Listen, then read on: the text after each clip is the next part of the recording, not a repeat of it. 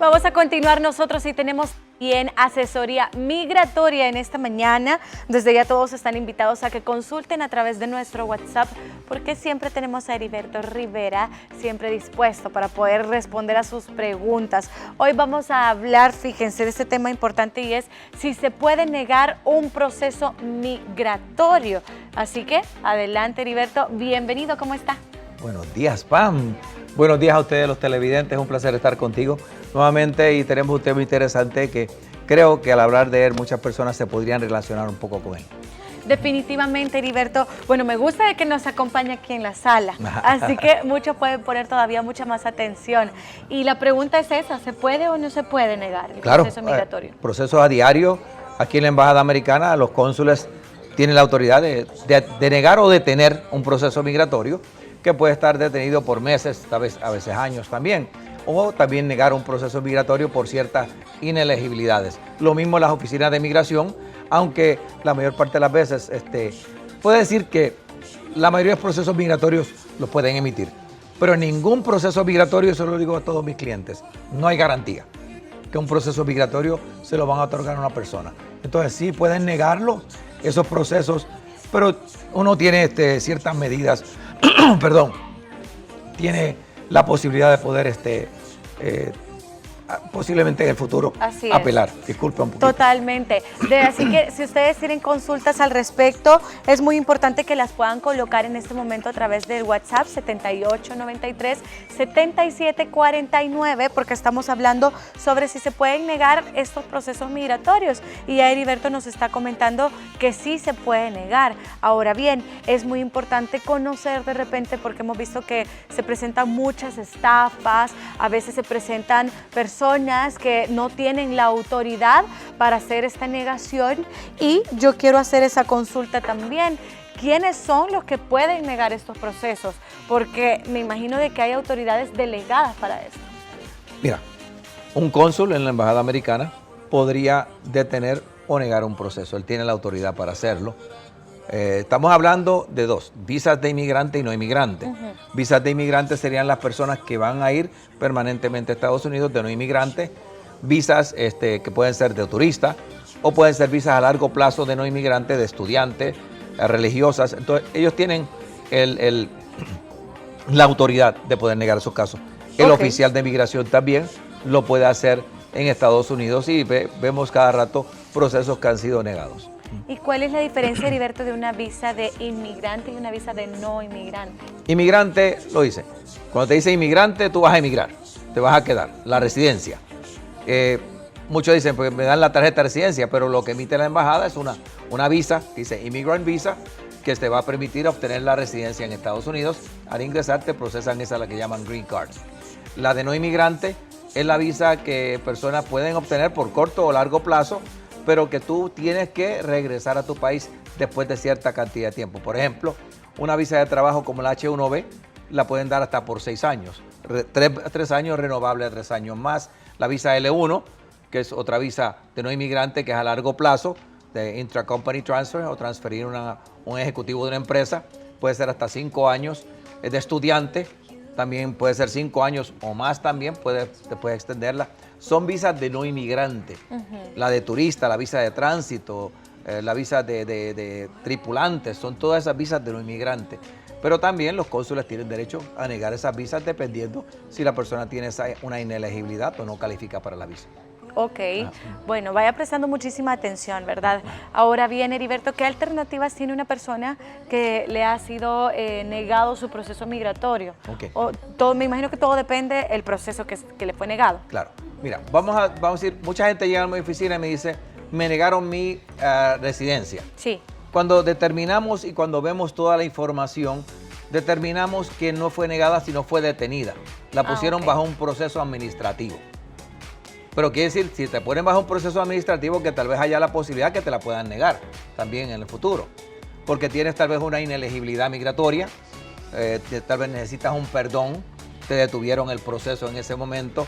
El cónsul desconfía de un matrimonio que sea legítimo, que eso sucede a menudo bastante. Lo detienen en la embajada cuando llegan a la entrevista y si no tienen toda la evidencia necesaria para demostrar que es un matrimonio legítimo, el cónsul puede detener el proceso pedir una entrevista con los dos cónyuges, o sea, con la pareja, pedir una entrevista dual.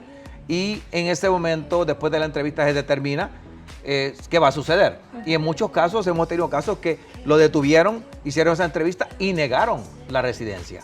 Ahora, ya la negó migración, ya la negó el cónsul. Ahora, no quiere decir que ahí terminó el proceso.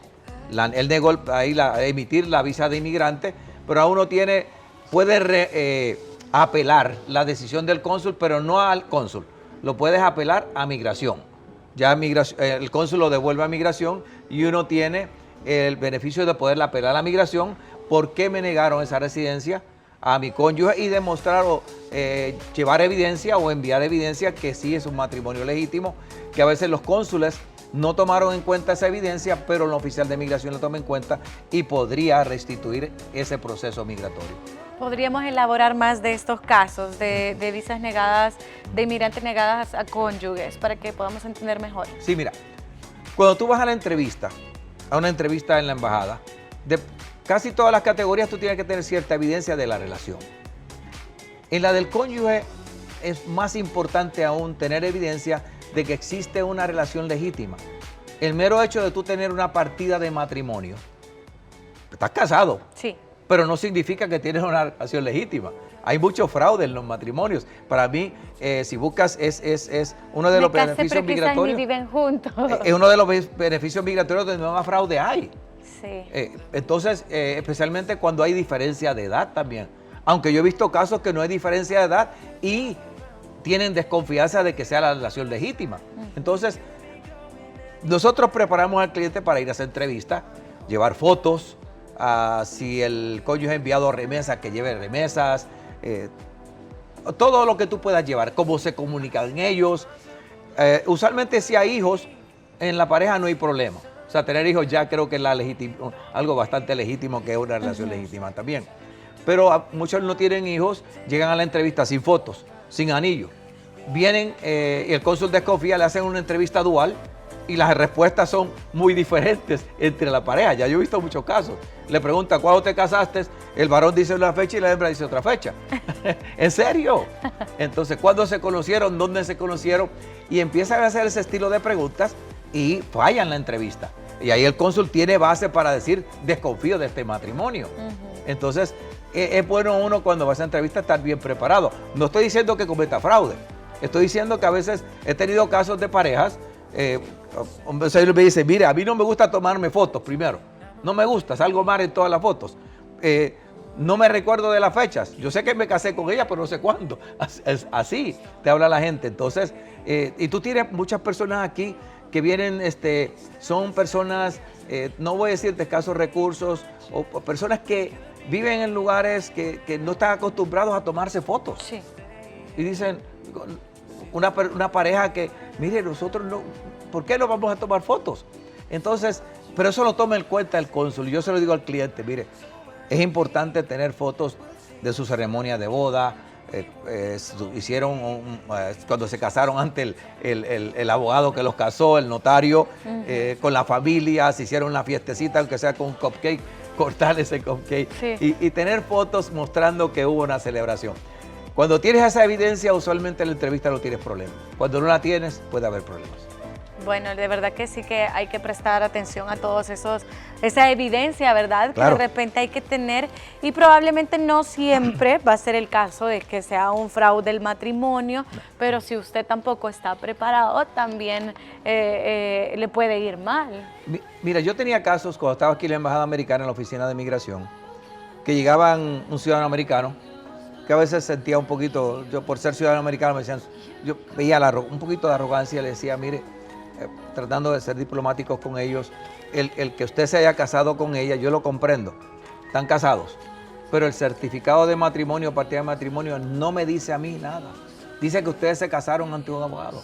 Deme la evidencia, muéstreme que ustedes tienen evidencia que llevan una relación legítima. ¿Cuántas veces lo ha visitado usted a ella desde que se casaron? Muéstreme ciertas cosas para yo determinar esto.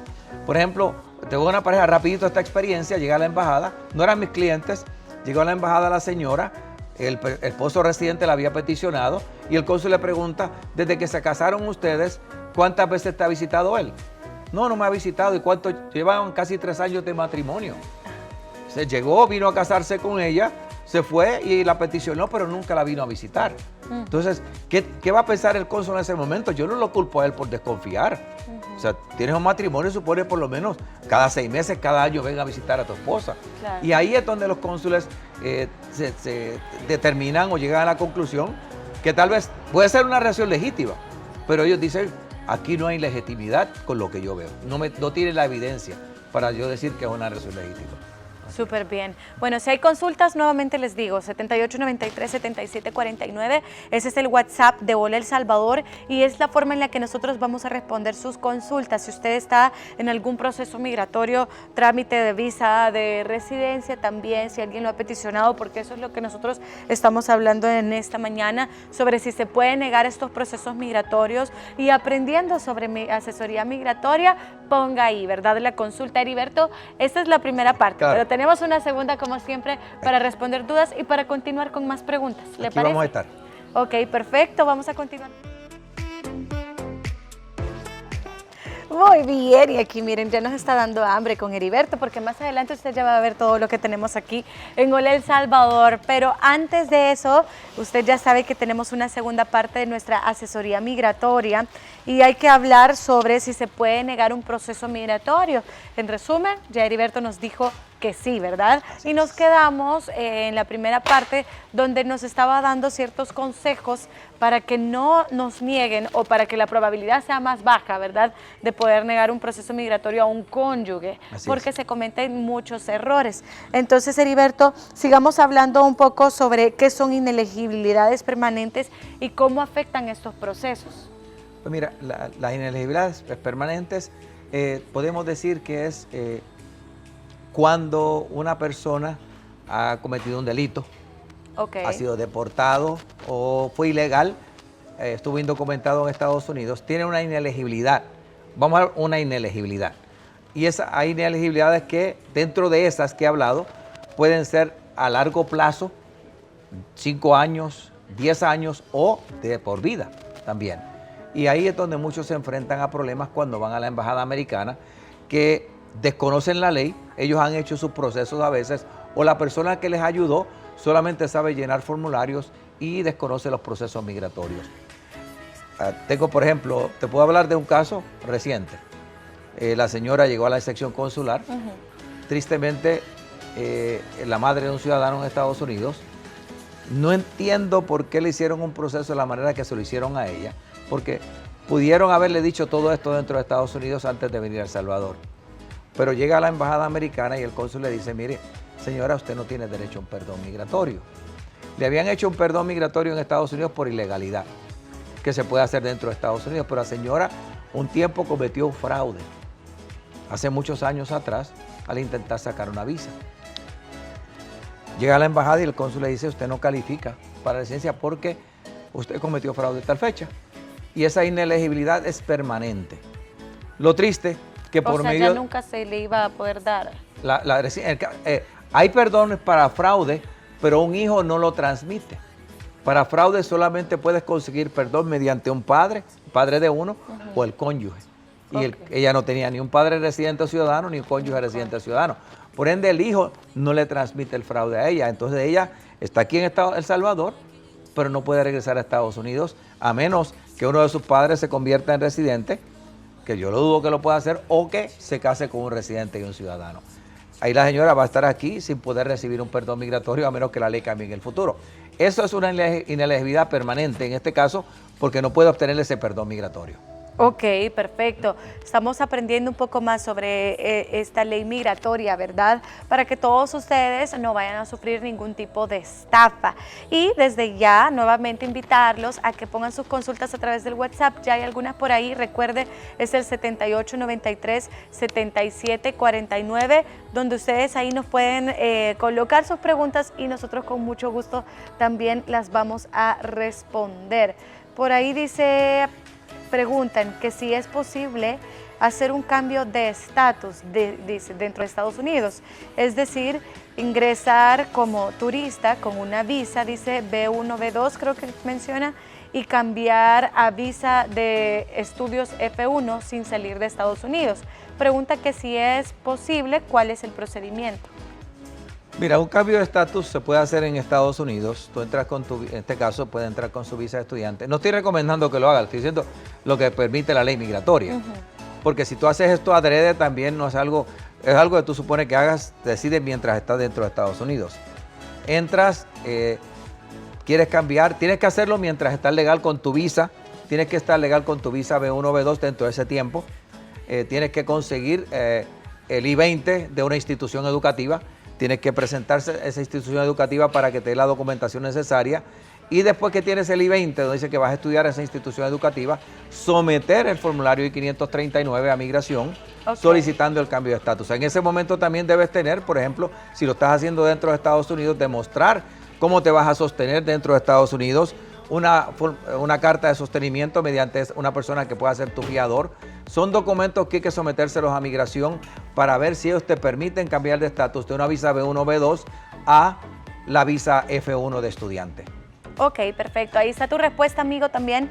Esperamos que te sirva muchísimo y bueno, siempre tenía que ver con migración. Quiero algo que puede suceder aquí. Si hace eso en Estados Unidos la persona y decide al año venir a El Salvador, tiene que presentarse a la embajada a sacar esa visa de estudiante.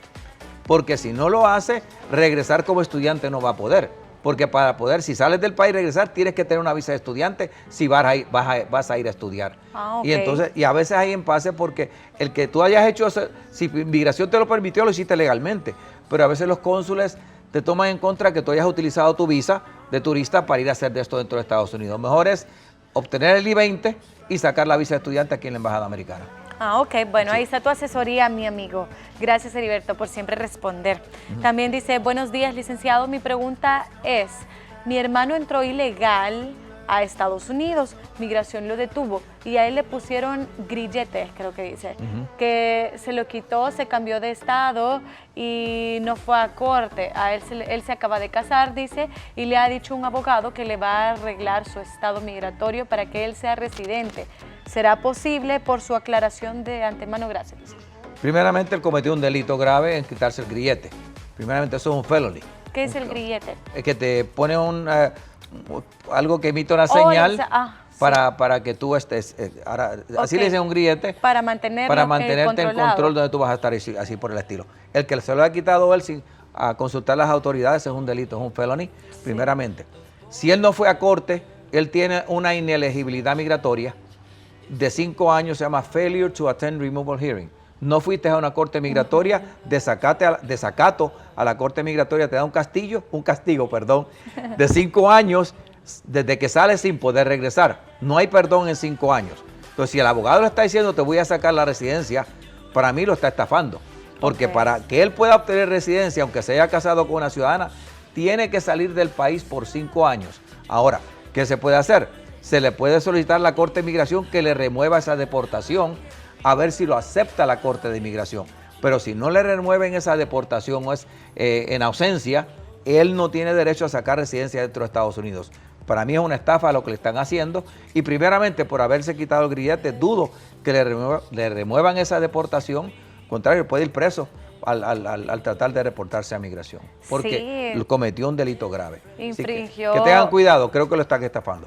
Eso le iba a decir, o sea, infringió la ley y no puede ser demasiado bonito, como decimos aquí, ¿verdad? Que tú cometiste un delito y alguien más venga y te diga, yo te lo puedo arreglar así de fácil, ¿verdad? Así de fácil, no es como borrón y cuenta nueva, así es. Exacto. Tienes que enfrentarte al delito que cometiste, por supuesto. Ok, perfecto, pero sí habrá posibilidad, tal vez, solo cumpliendo. La única posibilidad de obtener una residencia rápida es que va a necesitar un perdón migratorio, pero que le remuevan esa deportación, que un juez diga, cancelo esa deportación en ausencia, el cual dudo que lo vayan a hacer por haberse removido ese grillete. Y en todo caso, seguramente no es un abogado el indicado que le tiene que hacer todos esos procedimientos, ¿verdad? Para mí, si se consiga un buen abogado que solicite a la Corte que esa deportación la cancelen, para así poder hacer un proceso migratorio dentro de Estados Unidos, someter un perdón por ilegalidad dentro de Estados Unidos, para después venir a una cita a la embajada americana. Para mí va a ser muy difícil. Ok, bueno amigo, ahí tiene su respuesta y esperamos que actúe bien, ¿verdad? Porque se ve que es una posible estafa. Tenemos por ahí otra pregunta, dice, a mí me pidió mi hijo, ciudadano americano, pero en la entrevista me hicieron una pregunta y a mí se me olvidó y la cónsul, dice, me lo tomó como una mentira y me dio una carta donde decía que estaba denegada mi visa. ¿Qué puedo hacer y cuánto tiempo puede durar un nuevo proceso? Habría que ver qué inelegibilidad migratoria le cargó la cónsul, porque si dice una mentira quiere decir que pudieron haber puesto fraude, la sección de la ley 212A6C. Okay. Si le pusieron fraude, esa inelegibilidad es permanente y por medio del hijo no puede obtener un perdón migratorio por fraude. Okay. Solamente, como dije antes, cónyuge o padre, okay. Residente o ciudadano o cónyuge residente o ciudadano. Si la cónsul le dio esa inelegibilidad de fraude a él por haber mentido, ahí va a tener problemas obtener la residencia. Tendría que yo ver el caso, ver la hoja que le dio la embajada, qué sección de la ley o qué inelegibilidad le aplicaron para determinar si puede tener un beneficio. No sé por qué pudieron haber apelado a esa decisión o solicitado haber hecho algo para que esto no sucediera, pero es difícil, cada caso es diferente y ponerme a especular qué es lo que sucedió sería hablar con ellos para determinar cómo se puede ayudar a la persona. Ok, amiga, te recomendamos que veas con atención los contactos que están apareciendo ahorita en pantalla, tomarle fotografía rápido para poder contactarte con Heriberto y así vas a tener una mejor asesoría y que todo pueda salir mejor, ¿verdad? Como debe de ser, porque es muy importante conocer las leyes migratorias. Y no se preocupen, si tienen más consultas, pueden hacerlas al 7893-7749, porque Heriberto se queda todavía por una tercera parte, Heriberto. Así que síganos acompañando porque hay muchas preguntas que hay que responder. Ya venimos con más.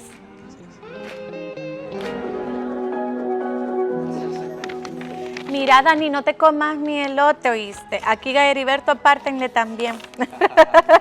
Es que con Heriberto estamos hablando de que es súper rico el elote loco y que tiene sus diferentes presentaciones ahora. Vea cómo ha pasado el tiempo. Y más que viene la vacación agostina y eso es lo que más llama la atención. Pero bien. Me encanta el elote, me encanta el elote.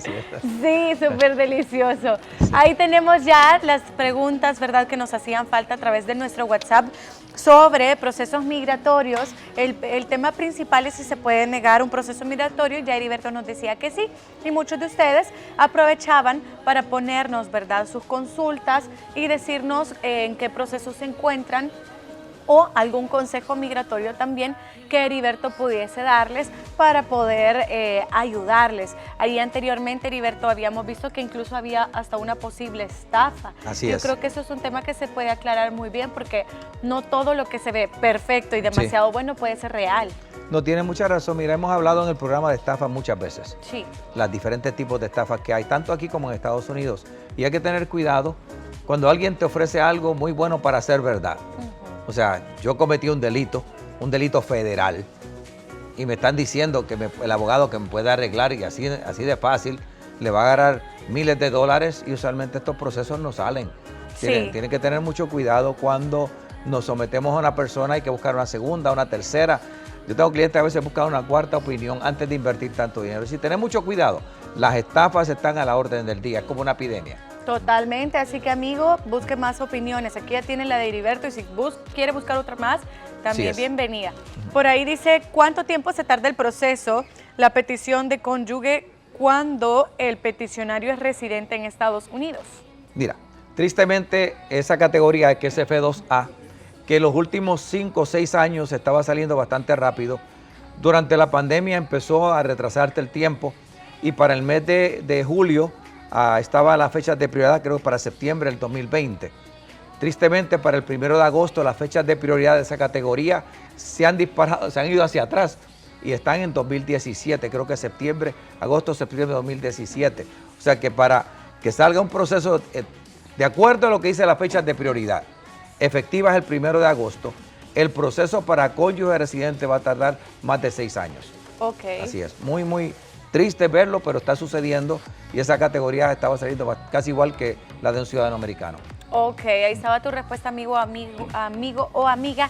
También nos dicen, Buenos días. Si a un familiar le dan el asilo en los Estados Unidos, ¿al cuánto tiempo después de aprobado el asilo puede viajar a Centroamérica? Okay. Bueno, mira, tristemente también hay una persona que le dan asilo porque tiene ciertos problemas en su país de origen, puede viajar aquí, a El Salvador. Digamos, le dan el asilo. Si no tiene residencia todavía, puede pedir un permiso de viaje. Okay. Pero ese permiso de viaje va a ser especial porque como si te asilaron, te dieron asilo por peligro que corres en ese país, Inmigración va a decir por qué quieres regresar. Entonces se puede pedir un permiso especial para regresar y mediante un permiso de viaje mediante el formulario I-131, a ver si Inmigración la aprueba. Incluso si es residente el día, porque el que le dan asilo, al año ya puede aplicar para la residencia. Teniendo residencia siempre tiene que pedir permiso para viajar a su país de origen. Es muy importante porque si una persona que lo asilaron y viaja como residente al país de donde le dieron asilo puede tener problemas con migración.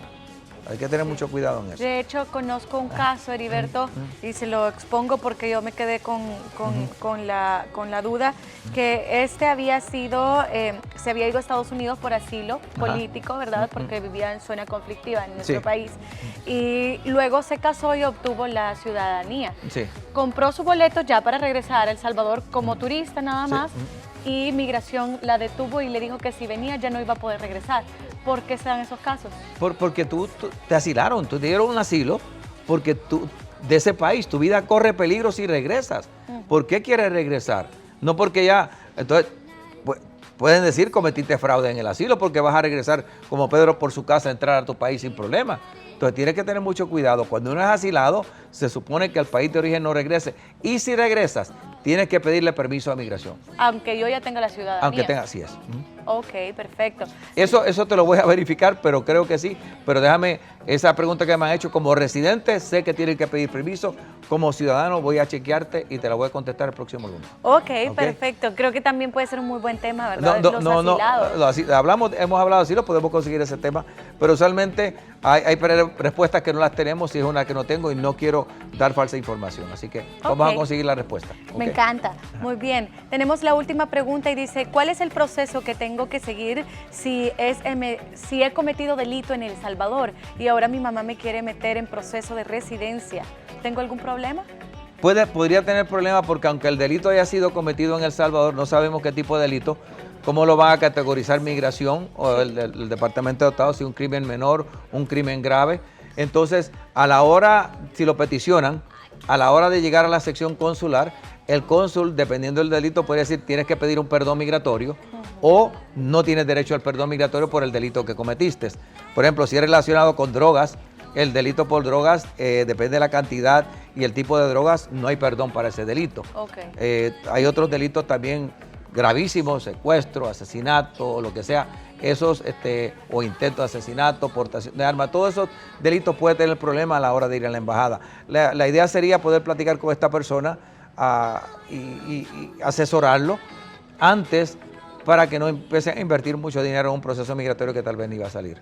Ok, perfecto. Ahí están los contactos también de Heriberto para que usted pueda hacer su cita, pedir esa asesoría migratoria ya de una manera más personalizada. Y por supuesto, como ustedes acaban de darse cuenta, es muy importante conocer la ley migratoria. Heriberto tiene conocimiento de mucho al respecto y nosotros, por supuesto, queremos saber un poco más para poder tomar esas decisiones, ¿verdad? Así que ahí aparece en pantalla también, Heriberto, cuál es el correo electrónico, cómo están en redes sociales para que las personas los busquen. Correo electrónico ayudamigratoria@gmail.com, nuestra página web www.ayudamigratoria.com.sv y si entra a la página ahí la sale cómo conectarse a Facebook, a Twitter, Instagram, a todos los diferentes medios de redes sociales y con todo gusto lo podemos atender en Plaza Suiza en San Salvador, local LB25. Plaza Suiza San Salvador, local LB25, es la única oficina que tengo en El Salvador de ayuda migratoria. Hay muchas de ayuda migratoria, solo una de Heriberto Rivera Vélez, como digo yo, el jíbaro de Puerto Rico. Así que ahí estamos a la orden y los teléfonos aparecieron en pantalla. Llámenos para una cita previa para poderlo atender y así no tengan que esperar mucho. Estamos a la orden de todos. Ay, sí es, ahí están apareciendo en pantalla. Tómenle foto rapidito al televisor, si no el 2298-9685 es uno de ellos también. Heriberto, muchísimas gracias. Gracias a ti, un placer estar aquí contigo. Gracias también aquí a Telecorporación Salvadoreña porque tenemos esta oportunidad de hablar con las personas. Ya son casi 17 años de dar asesoría migratoria y creo que muchos se han beneficiado con este segmento. Perfecto, nosotros así vamos a continuar con más de Hola El Salvador. Ya venimos.